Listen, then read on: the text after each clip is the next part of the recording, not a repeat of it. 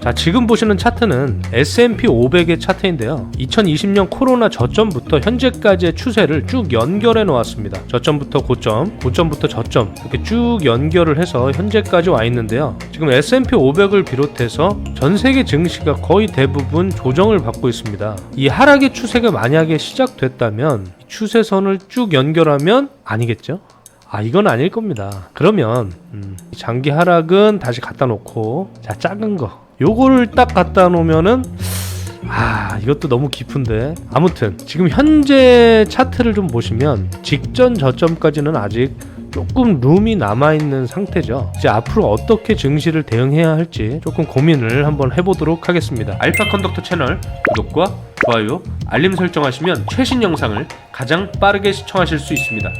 자, 지난주와 이번주에 제가 방송을 통해서 현금 비중을 보유하고 운용하셔라 라고 말씀을 드렸는데, 사실 이렇게 빠르게 급락하리라고는 생각을 전혀 못했습니다. 미국 시장은 변곡 구간에서 조정받았음에도 불구하고 국내 증시는 비교적 견조한 흐름을 나타내다가 오늘에서야 같이 따라서 급락을 했습니다. 오늘 오전에 트럼프 대통령이 합성 마약인 펜타닐의 미국 유입과 관련한 중국, 캐나다, 멕시코의 책임을 거론한 뒤에 이것이 중단되거나 크게 제한될 때까지 3월 4일 발효 예정으로 제한된 관세는 예정대로 발효될 것이라고 적었습니다. 또한 중국에는 마찬가지로 같은 날 3월 4일 10%의 추가 관세가 부과될 것이라고 덧붙였습니다. 제가 지난달쯤에 지난 영상에서 트럼프 대통령이 관세를 조금씩 인상하면서 중국을 압박할 가능성에 대해서 말씀을 드렸는데, 그것이 벌써 시작될 가능성이 생긴 거죠. 저는 사실 한 3월부터 이 조정이 시작되지 않을까 싶었어요. 자, 이건 코스피 차트인데요. 제가 왜 그렇게 생각을 했냐면 2022년에 월봉상 120선을 음봉으로 지지하고 2개월 연속 양봉이 나타난 후에 다시 음봉으로 빠지고 그 다음부터 우상향했습니다. 마찬가지로 23년에도 음봉으로 120개월 선을 지지하고 2개월 연속 상승하고 다시 그 다음 달에 음봉으로 조정받고 나서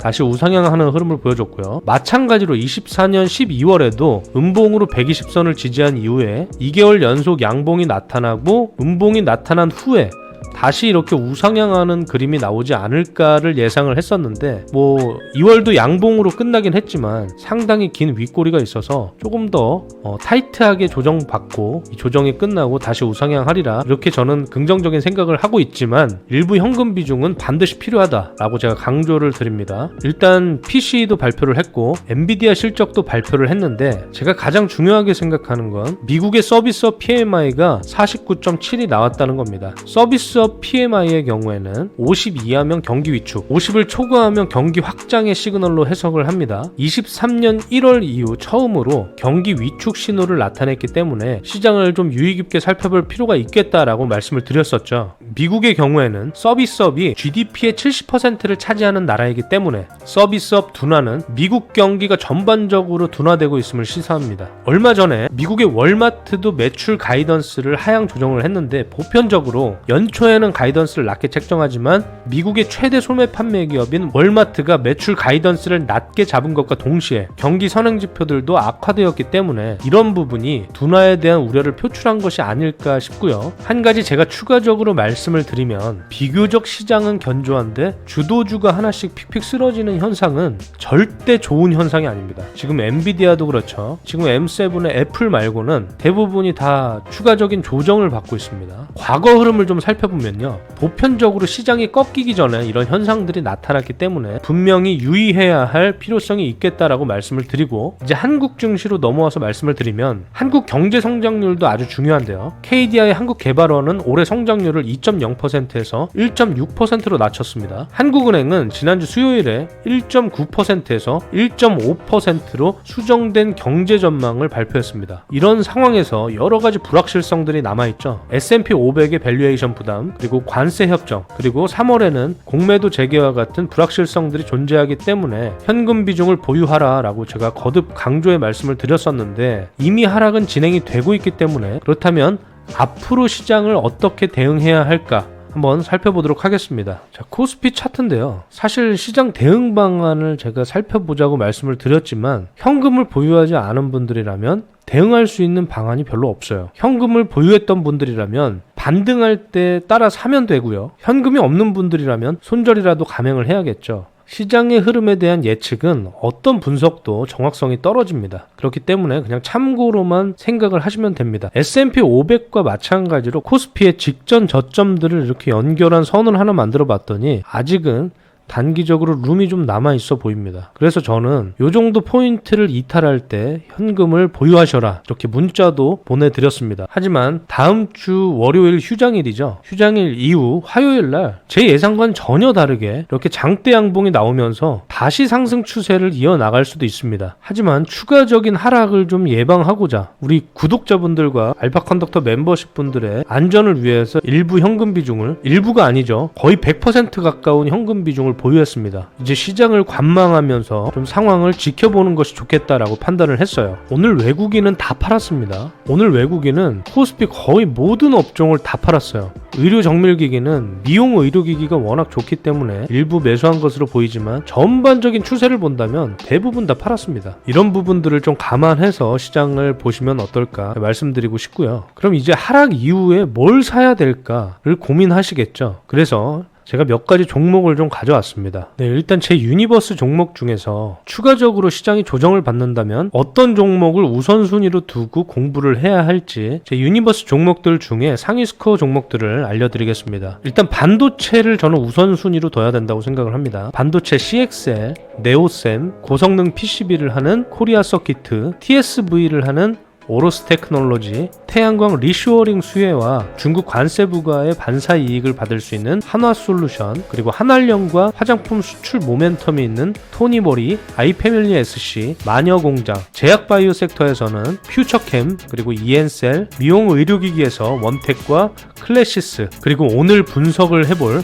AI 소프트웨어 폴라리스 오피스입니다. 지금 말씀드린 종목들은 매수 추천이 아니라 공부해 보시라고 말씀드린 종목들입니다. 참고하시기 바라고요. 대한민국 상장사들 중에도 글로벌 AI 기업들과 견줄 만한 그런 기업이 있다는 것을 참고해서 지켜보시면 좋을 것 같습니다. 바로 폴라리스 오피스라는 기업인데요. 자, 폴라리스 오피스를 분석하기 전에 저한테 15초만 사용을 해주시면 감사하겠습니다. 알파 컨덕터가 처음으로 광고를 받아왔어요. 바로 유안타증권의 광고인데요.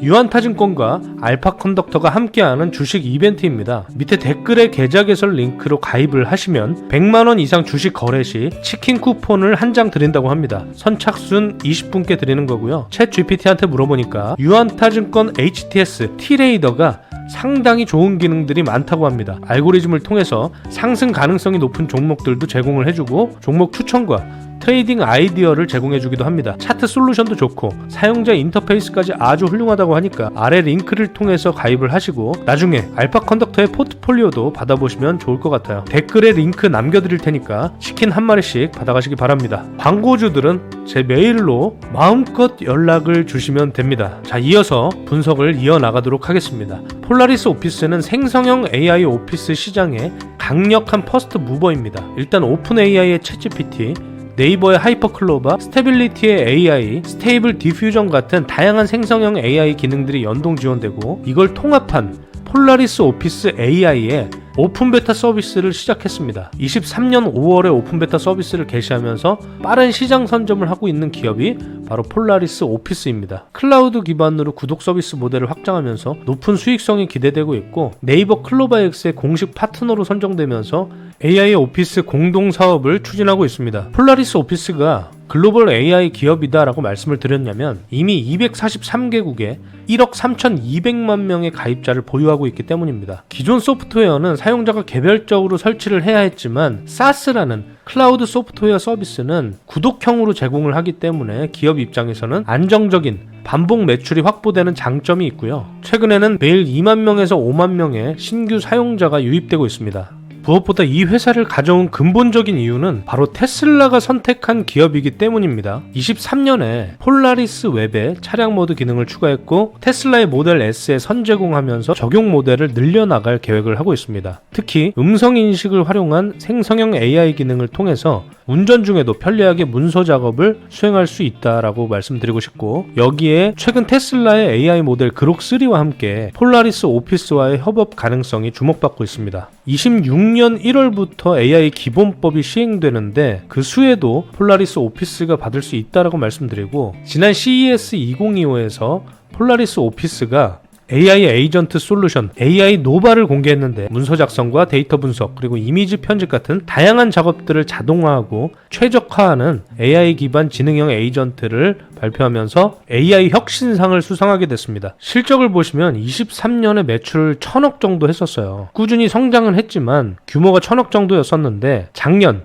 24년 3분기 누적이 1966억으로 작년 동기 대비 213% 증가했고, 영업이익은 92억 원으로 72% 증가했습니다. 최근 최대 실적을 달성했지만 아직 주가는 신고가를 갱신하지 못한 상태입니다. 제가 이 폴라리스 오피스를 좋게 보고 있는 이유가 1억 3,200만 명의 고객 데이터를 확보하고 있다는 것, 이 자체만으로 엄청난 자산 가치가 있다라고 저는 평가를 하고 있습니다. 작년 기준으로 유료 가입자 수가 9만 명 정도고 20대를 중심으로 엄청 빠르게 유료 가입자가 늘어나고 있는데, 유료 전환율을 높이면서 APRU라고 하는 한 명의 고객당 평균적으로 발생하는 매출을 올리기 위해서 AI를 적용한 신규 요금제도 출시했고, 또 자회사인 폴라리스 세원과 폴라리스 우노까지 꾸준한 실적 창출이 되고 있기 때문에 저는 충분히 현재가에서 2배 이상 상승할 수 있는 기업이 아닐까 이렇게 보고 있습니다. 지금 저점부터 기술적으로 지지선을 살펴보면 아직 조금은 더 하락의 룸도 남아있지만 저는 현재가부터는 충분히 분할 매수 관점으로